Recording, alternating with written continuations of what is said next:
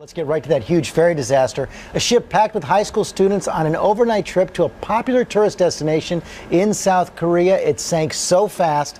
And ABC's chief foreign affairs correspondent Terry Moran has the latest on the search for survivors. Terry.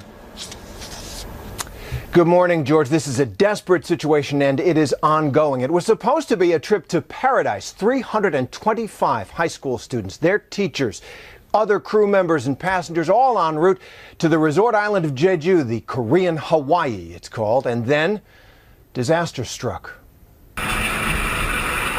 Desperate scenes off the coast of South Korea, frantic efforts to rescue passengers from the stricken ferry, including hundreds of high school kids. More than 100 vessels and aircraft came to help. Then, a horrible sight. The ferry sinks. Almost 300 remain missing. Young survivors describe the chaos.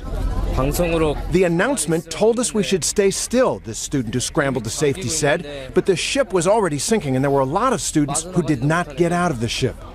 Many passengers were at breakfast, others still in bed, when survivors say they heard a loud crash and the ship began shaking and immediately listing. It was very intense, this survivor recalled. The ship was tilted more than 45 degrees.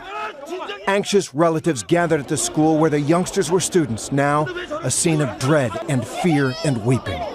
Survivors say many people may have remained trapped inside the ship when it sank in murky waters off the Korean mainland.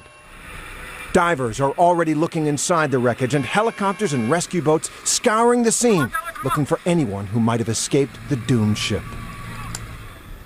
No one knows yet what might have caused this ship to sink, what caused that collision that everybody felt. But survivors are pointing to one possible problem on board the ship.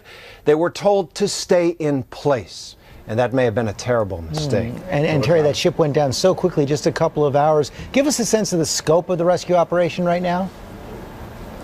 It's vast, George. It's right off the coast of South Korea, and there are hundreds of ships and vessels involved, 87 ships, lots of helicopters, divers in the water. The problem is the water there is about 54 degrees Fahrenheit.